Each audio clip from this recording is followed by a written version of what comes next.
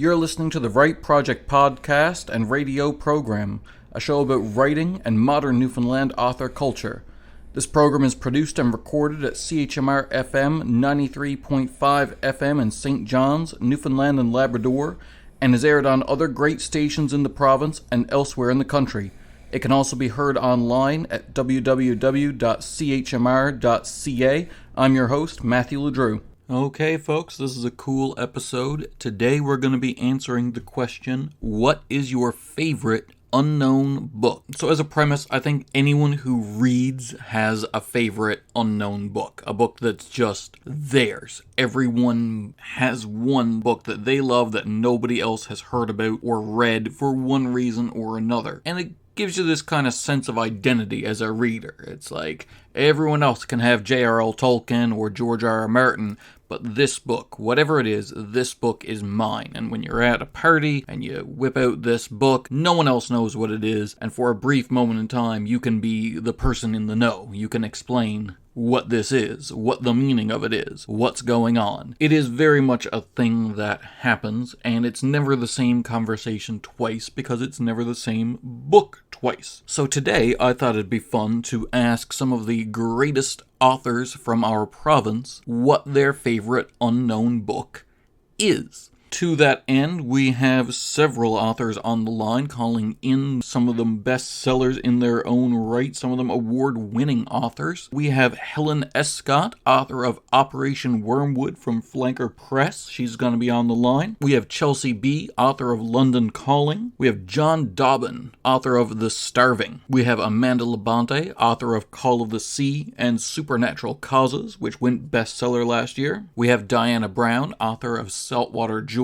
We have Ellen Curtis, author of Infinity and Compendium and editor of the From the Rock series. We have Brad Dunn, whose debut novel After Dark Vapors comes out this October. Keep an eye out for that. We have Bridget Canning, who was just shortlisted for the NLBAs for her novel The Greatest Hits of Wanda Janes. And we have Mary Walsh, who was also shortlisted for her novel Crying for the Moon. Alright, it's going to be a great show. I'm going to kick off the ball rolling by letting you know about my favorite unknown novel. It is a very unknown novel. It was brought to me by a service called BookBub, which, if you've never heard of it, it's a service in which you'll be given free ebooks every day sent to the email address of your choice. Great way to find new authors. I absolutely recommend it. My favorite that it gave me was a book by Colleen Helm called Carrots, which is the first book in the Shelby Nichols adventure series. This is a really weird book. It's an independently produced book, the type of book you can only get through indie press because it defies all structure. It starts off, it's called Carrots because the heroine, Shelby Nichols, is going to the store to get carrots one day, and she slips and bumps her head on the curb and gets psychic powers from that. And based on getting those powers, she starts a detective agency. It's a really weird, interesting novel. There are lots of cross-genre elements. You get lots of mob bosses in there. You get lots of crime, elements of crime and thrillers. You get lots of different points of view on different genres. You get some action, you get some at-home stories, you get some marriage drama, all of that kind of stuff. It's very much a mishmash of genre in the way that only an indie novel can be, because it hasn't been filtered through the process of a publisher's eye. They haven't gone through it and said, well, this doesn't fit in this genre, that doesn't fit in that genre. It's very much the equivalent of an indie film, but it's also done in such a way that it's structured as a blockbuster. It's structured as an action movie, which is why I love books, because you can have in film, you can have either an indie film or a big effects-driven movie, but rarely both, because an indie film doesn't have the budget for effects. Books don't have a budget. It costs the same amount to write about an explosion as it does to write about two people sitting on the table. So books and comics are the rare medium where you can have indie voices, but in the big effects-driven genre film. And I find that excellent. I love the mix and match of the two. So that's my favorite unknown book. Let's hear what yours are, and let's hear from our authors. On the line we have Helen Escott, author of Operation Wormwood. What's your favorite unknown novel, Helen? Nothing comes to mind right away. I tend to read all over the place. I'll just go in and get whatever book that kind of I'm in the mood for at the time. And like I said, I like biographies. I really love reading about people, but I love Dan Brown. Yeah. And I love reading his books. I really look forward to his books coming out. I love him. I hate his dialogue. I wish he had at some point in his life heard another human speak so that he could know what it sounds like.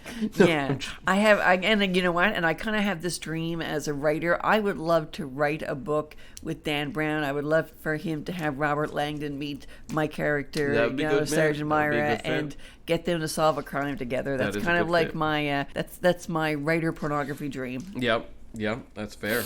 On the line, we have Chelsea B., author of London Calling. What's your favorite unknown novel, Chelsea? I have two that I really, really love. One is a horror novella. It's called Disquiet by Julia Lee. And it's the title Disquiet really sums up the atmosphere very well. And it's not horror in the fact that it's like a creature feature or anything. It's just the character's internal struggles of losing a child. And the doctor kind of says, sometimes mothers who have a stillborn baby find some closure in spending some time with that child in the hospital. She takes the child out of the hospital and keeps it in her freezer for an extended period of time. And it is horrifying and real and so good. And Julia Lee in general is very underrated. She's also a filmmaker. She did a film called Sleeping Beauty, very adult, but very raw and very good. There's also an author that I think is underrated. Libra Bray. She's most known for the Great and Terrible Beauty series, which did receive some I've heard of it. acclaim. So it's pretty well known, that series. Her book Going Bovine, I recommend to everybody because it's hilarious. It's about a teenager. It's young adult. It's about a teenager who escapes from the hospital when he has mad cow disease and he hallucinates. And he goes on this journey with his friend who also escaped from the hospital, and they get a garden gnome that's Odin, like the Norse god. And then they just go on an adventure throughout America. It's hilarious. But you don't know if he's hallucinating everything. It's so good. Okay. Yeah. It's really funny. Sounds it. And it's called Going Bovine. All Not right. the laughing out, because that's embarrassing, but it's hilarious. The laughing's gotta stay in. That's amazing. Okay. On the line, we have John Dobbin, author of The Starving. What's your favorite unknown novel, John? I think the Robert E. Howard books on Conan, all of his short stories. I don't think many people are aware of that. Anymore. There was a time when it was all that was known. Yeah, for sure.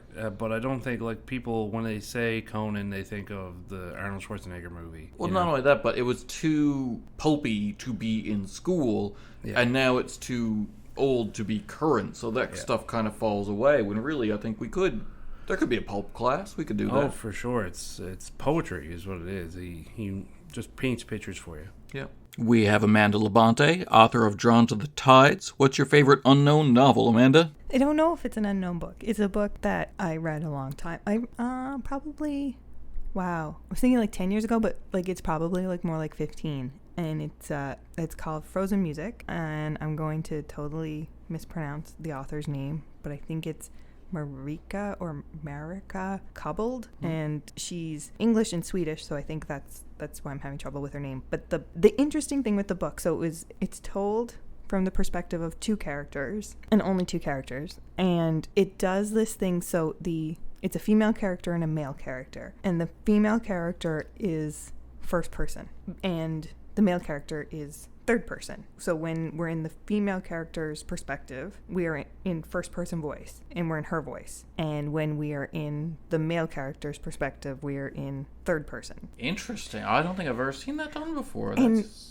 the odd thing about the book, or the interesting, or maybe the thing that I love about it, is the female character is a journalist, or she grows up to be a journalist. We start with these characters from when they're children and they don't know each other, and there are secondary periphery characters in both their lives that cross over. So they've vaguely heard about each other, they know each other exists, but we kind of follow each of them on their different separate journeys. And what's really interesting about it is the female character feels like she would tell her own story. This is my story, that she would speak in first person. And the male character feels like he would be the sort of person that would let someone else follow him around and tell his story, but he's not going to take the time to tell you his story. Like, that just feels like who those characters are. That she would tell it from her perspective, and that he would have somebody else telling his story. So, like, perspective dictates person. Their personality dictated the perspective. And I don't know if the author did that on purpose or thought it through that way. But that's the way I'm projecting that she approached it. Or that's how the muse came to her. I don't know, but... That's really interesting. It's that really could say interesting. a lot about, like, you could say a lot about society there, where, like, the default, like, third person is also the male point of view, Yeah. and the like, but for the female character's point of view, Right. you need to get inside her head, kind of thing. There's a lot of cool stuff to say there. And I spent most of the book waiting for these two characters to meet. Like, I think that was what I wanted. Like, there was a story happening, there was stuff going on, but I wanted to know what these two people would be like when they had like an actual interaction with each other. That was what I wanted. I wanted to know what they... It's Well, almost it'd be like... so interesting, too, to get, like... Because it could be any of us. It could be any two people you followed that, like, the writer knows are going to eventually meet. Well, not only and it's that- their lives before they meet. And it's not even like it's... But if you have the first Yeah. person, like the female character who's got her stories from her first person point of Yeah. view, so it's going to be subjective. Yeah. But when you meet her in the third person story, she might be different. It might be objective, like, you know what I mean? Yeah, because and vice versa. And I know when they meet, like, what her whole backstory is, because I know, you know, as the reader, I know what she's gone through from her perspective, and then we get to him, and it's like the first time he meets her, it's like what he thinks. Yeah. And I mean, I don't want to spoil it if anyone reads it. It's not like a traditional romance or anything like that. Like, you're definitely interested in what these characters would think of each other, I think, but it's not like, oh, you can't wait for them to get together. It's like, it's more like their career paths and what they're doing with their lives is like, what will these two people be like? Because I just think that they would be really interesting to each other, and it's less about, you know, will they hit it off, and more about what will they like about each other, and what will, like, drive each other nuts. Like, I couldn't wait for that aspect of it, and it was a little bit literary, but it was not like it wasn't like, I just, when I started reading it, like, I had to finish it. Like, I could not finish that book. I think the first time I read it, I remember being, like, exhausted by the time I finished it, because it was like the middle of the night. Like, I had to know how those two characters, like, ended up. I had that recently with a book, a graphic novel, Blankets. I started it, I borrowed it from my editor, and I started at 8 at night, and I was up till 4 in the morning. Like, I just couldn't put it down. It's not a genre book. It's not like anything like that. I just felt like, and the plot was interesting, and it's one of those books where when you figure out why the title is what it is, like, it's like boom, it's awesome, and it's, you know, it's emotional, and it's uplifting, and it's everything that, like, I want a book to be. But I picked it up off of the sale rack at Kohl's and didn't really think much of it. Yeah, And just a nice cover. Just a nice cover, had a well-written blurb on the back. Yeah. And it seemed like maybe it would be like a fun, you know, interesting read, and then, like, it was awesome. And like I said, I handed it off to my sister, and she thought it was an amazing book as well, and, you know, we really enjoyed it, but I've never heard anyone else talk about it, so. Interesting. Okay, we have Diana Brown, author of Saltwater Joys. What's your favorite unknown novel, Diana? A lot of mine are like classics, and like the one that I've always drawn to is Wuthering Heights. Okay. But that's like a real. Have you? I have. Yeah. So, but that was like a high school. Maybe that's College too, for me. Yeah. What's an You liked I've seen- Wuthering Heights? I loved Wuthering Heights. I did. I remember that being one of those ones I was like, okay, I'm going to try to read it as an ebook. You know, Yeah. College student on the cheap, kind of, let's buy it by ebook. Yeah. Nope. Okay, let's No? get the print book. Yeah. Nope. Okay, let's get the audio book. Nope. I ended up just Real. I have Could two not. of the books. One of them completely written up because I write make on notes. That's another quirk. Yeah, I write notes on everything. One of my favorite reads is actually Edgar Allan Poe. So there's the many poems and the many. So, like, for example, one of the characters, Annabelle Lee, Yeah. is borrowed from That's fair. his poem Annabelle Lee. Yeah. There's but anything by him, I can just read for hours. Really Really. interesting. Yeah.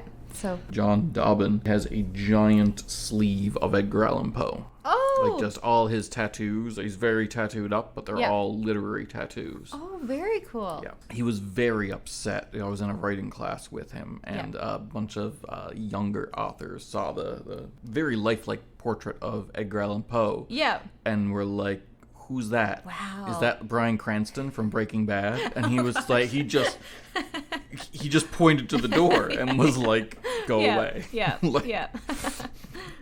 Beautiful. On the line, we have Ellen Curtis, author of Infinity and the From the Rock series. What's your favorite unknown novel, Ellen? This is going to be a weird one, but I recently picked up a bunch of children's books, and one of them was a Neil Gaiman one called Cinnamon. And I really... Synonym? Cinnamon. Synonym. No, Cinnamon. And it's, par for the course Neil Gaiman, it's dark for a children's book, and I really enjoy it because He it does doesn't... like ruining childhoods. I wouldn't say that. I would say it's an appropriate level that doesn't pander to young people. Cool. On the line, we have Brad Dunn, whose debut novel, After Dark Vapors, comes out this October. What's your favorite unknown novel, Brad? Yeah, no, I definitely agree with John that it'd be great to see that return of the kind of American sword and sorcerer type stuff. I wonder if there's a novelist that needs to be rehabilitated almost. King. No. I mean, I think he's having a great renaissance moment, and that guy, I wish he'd spend some more time editing. I read his most recent novel, The Outsider, and it's I'm just like, man, you need an editor. I don't know, I guess there's no one. Can you? I mean, you do some editing work. It's got to be hard to edit King at this point. Can you imagine if you got hired to do that right now? How do you say to King, maybe all your characters don't need to be authors? Yeah, I mean, there's so much repetition in this novel. I can't imagine anyone didn't realize that. Why isn't anyone saying, hey, you don't need to repeat this for the fourth time? The reader understands the plot. And it's the same when I read George R. R. Martin. Is there no one telling you? I know you have this nice reference material you want to show off. You don't need to spend a whole page describing Tywin Lannister's armor. Totally interrupting the battle.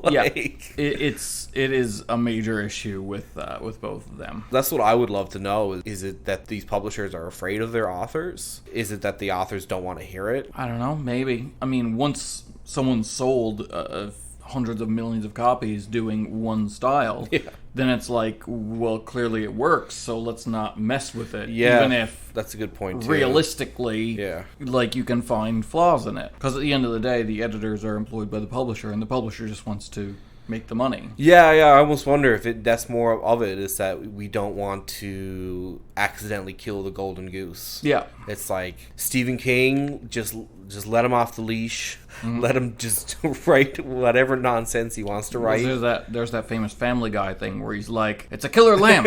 Rah, rah, rah. There was a story, I remember someone asked him, maybe it was about that Family Guy episode, and they said, it's one of those, where do you get your ideas? Yep. And there was a story where he's like, I was washing the dishes, and I thought, what would happen if a finger just started coming out of the sink? And I wrote a story about it. And it's the guy tries to cut the finger off. And all of a sudden, it's that's how he writes, Yep. And it's just, I feel there's no block between what his brain says and what his hand does. Yeah. It's just pure output. Yeah.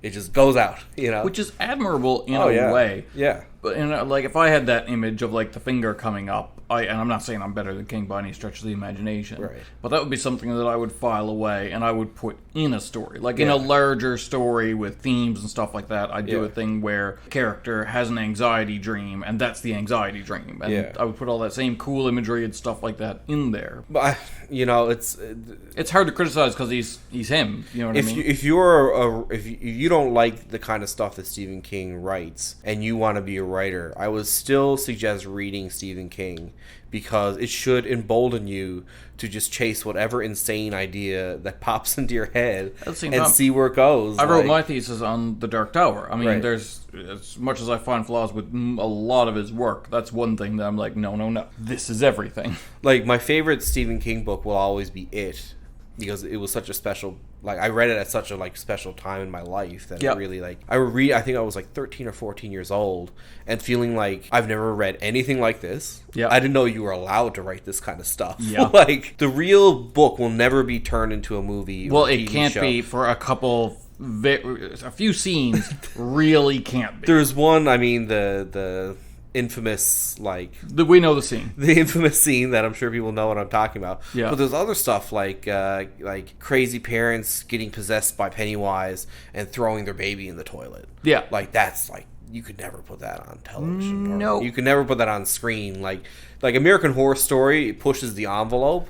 They'll never have something like that on it. No. You know, and that other scene included, it's like, you could never write that unless you just turned off that inner editor in your brain and it's like, you know, that obviously goes too far, but then I feel like at the same time that brings with it all the great scenes with Pennywise and all the great stuff that King does. But, you know, it would be nice if you had an editor every now and then be like, well, maybe you don't need to do this. Maybe we don't need that. Steven, did you think of an ending before you started writing your ending? Yeah. Have you ever read Needful Things? No. Oh my lord, the ending of Needful Things. When you're writing, when you're watching a movie or reading a book, you can't help but your brain has a predictive nature to it. Right. So you see things happening and you guessed, okay, based on the dominoes that have started to fall, here's where I think's going to go. Right, yeah. And in a good novel or a very well written novel, then there'll be a twist at the end, but the dominoes, it'll still have a cause and effect motion where it's like, oh, the ending still makes sense. It's just not what you thought was going to happen. Yeah. King's endings, man, it's just like, set the dominoes up, set them going. At the end, completely ignore the dominoes, get at your chest set. Yeah. He's got a thing about endings. John Irving. Well, I think Irving writes his endings first. Sounds like a good way to do it. And Stephen King apparently thinks that's like absolute blasphemy. He's like, I save my endings till I get to them, which is probably why they're so crazy. He doesn't save them, though. Yeah.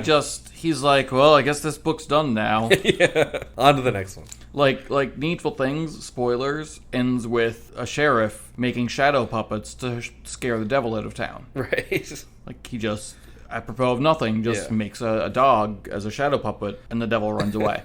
Yeah, I mean, and then there's the stand with, like, the hand of God and stuff. And, yeah, that was ill-advised. There's so much that's ill-advised. I don't know how obscure this book was, but I loved Redwall when I was a kid. I'm not sure how, like, obscure that might be, but I think obscure enough. I think we can go there. I think that was an excellent book. It's one of the books that I would really kind of highlight as, like one of the big key books that really just kind of pulled me into literature that I read at the right time in my life. What's it like? Because it's on my to-read list. It's been forever. It's been on my to-read list for 20 years. Yeah. And I look at it every time, because that's the one with the mice, right? Yes. Yeah. I look at it and I go, Secret of Nim, but for fantasy. That's what I think. Because the art style on the cover, I go, oh, it's Secret of Nim, but for fantasy. I'm in. Yeah. I don't know when the timeline of those novels. How old is Secret of Nim? Well, anyways, Brian Jacques is the author. Redwall. Yeah, I feel like Secret of Nim probably came out before Redwall. Yeah. Redwall, it's like epic fantasy for kids. Yeah. It's awesome. I remember reading when I was like 12 and thinking this is like Ocarina of Time, but like as a book, which is cool. And yeah, just kind of that like Joseph Campbell monomyth kind of stuff, like the hero's journey. Yeah. You know, that kind of really got me into that kind of stuff. I remember picking it because I think it was like grade 7, and we had to choose. It was like the first year they let us choose what novels we wanted to read. Yeah, and I chose that one because there was mice, rats, and I think I liked the Secret of Nim movie. Yeah, and I read it, and it was like, oh, I can actually have fun reading. Like I had like rediscovered the joy of reading. We'll say that you kind of like as a little kid you like reading, and then you, especially like when we grew up, there was like video games, and you kind of get away from that and you don't think it's fun anymore, but then you kind of rediscover, you're like, oh, this can actually be really cool, really fun. One hopes you rediscover it. Some don't. Yeah. Kids' books back then were so much more intense. Yeah. Kind of like the old school Pixar kind of thing. Yes. Yeah, and Don Bluth movies before that, like the All Dogs Go to Heaven, Land Before Time, Secret of Nim, not afraid to go a bit dark in your children's lit. I think too, I think around that time I would have read Narnia for the first time. So obviously when the lion Aslan when he dies, and I mean that's obviously very emotional too. He comes back though. True, yeah. That's an unrealistic lesson to teach a child. But I didn't realize it was an analogy for Jesus at the time. Yeah, there is that. On the line, we have Bridget Canning, author of The Greatest Hits of Wanda Janes. What's your favorite unknown novel, Bridget? Oh my gosh. Oh my God. I feel like anything I say, people are going to know what it is. So I'm trying to think here. I remember years ago, I read this book called Geek Love by Catherine Dunn, which I think has it's quite a cult following. So it probably is quite known, but it's basically about this family that are traveling freak show, and the parents purposely take poison and drugs so that they have deformed children and put them in the freak show. And the narrator for the story is albino dwarf, so someone with dwarfism, and they're the most basic family, and they're telling them, and it was just, oh God, it's one of those books I'm meaning to reread, but it really stuck in my mind as just being just so completely different, and I hadn't heard about it. A friend gave it to me, and yeah, that's one that always... Have you heard of that book before? I have heard of it. I've never read it and didn't know what it was about, and now I think I imagine, based on the title, that it was a love story between two nerdy people, like two people who love Star Wars. No, it's about, like, geek, like you bite the heads off chickens. Now I have to read that. And, this kind of, dysfunctional family that's taken to the extreme kind of story. Libby Creelan's book, Split, is a local book that I read a few years ago that is just great. I really, really like it. She's a local author that I think should be getting a lot more exposure. I don't know. Maybe I don't know her that well. I've worked with her a couple of times. I've spoken to her a few times, but she's someone who is I think underestimated as an amazing local author. Okay, sounds good. I'll check her out. On the line, we have Mary Walsh, creator of This Hour Has 22 Minutes, and author of Crying for the Moon. What's your favorite unknown novel, Mary? Oh, my favorite underappreciated novel. Well, I think all the novels of Faye Weldon, really, because she's always sort of dismissed as a chick lit kind of person, and it's like I just read her latest novel, which is about getting old, and I thought, wow, here I am reading Faye Weldon, and I'm learning things about growing old. And it was like, she, and when I was in the early 70s and was just a young woman, maybe an old teenager and a young woman, I learned how to be that from Faye Weldon and Doris Lessing and, all that crowd, right? But I don't think people don't speak of Faye Weldon anymore. Doris Lessing won the Nobel Prize, right? And so she's recognized, but Faye Weldon is kind of forgotten. People are remembering Colette again, which is good. And Jean Rhys, oh my God, and nobody talks about her. She, The Wide Sargasso Sea, one of the best novels. It's Mr. Rochester's wife, who's from... It's from her point of view, and she's from the island, from one of the Caribbean islands, and is locked up in that attic. It's a great Jean Rhys, and yeah. So all those people I read when I was coming round, yep. growing up, yeah. How do you feel about the term chick lit? Just out of curiosity, you brought that up a second ago. Well, I've made it. There's no more guy lit for me, and no more guy flicks either. I know now that the guy with the superpower things are going to be all right. It's going to work out. Iron Man is going to use his iron fits to make things fine. I know the story. Some guy gets done wrong. He starts shooting up towns and people. It'll all be all right in the end. I don't need to hear that story anymore. I don't need to see any more guy flicks. I definitely don't need to read any more guy lit, you know? So it's all chick lit for me from now on. Yeah. Yeah.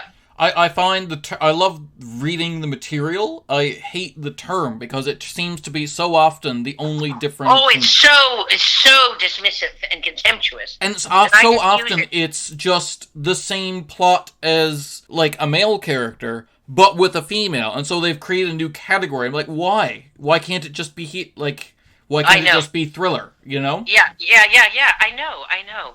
And certainly, but chick lit usually used to be like those shopping, like Prada and When Life Gives You Lululemons and Judy Picot, and that used to be dismissed as chick lit. And now, and I still know men who I like very much who wouldn't be caught dead going to a movie that was about women. That's weird. Because men have no interest. Well, it's like the powerful, the people who are in power have no interest in the slaves, right? Whereas the slaves are fascinated by the people who are in power because, of course, their very lives depend on it. It's like predator and prey. You know what I mean? The prey knows what the predator is going to do. The predator is not as interested in the habits of what he's preying upon, right? Yeah, that's fair. Yeah. Wow. All right, well, thanks for coming on again. For all of you, we'll be here again next week at 4:30 Newfoundland time or online at chmr.ca. Please tune in and we'll talk more about writing culture in Newfoundland.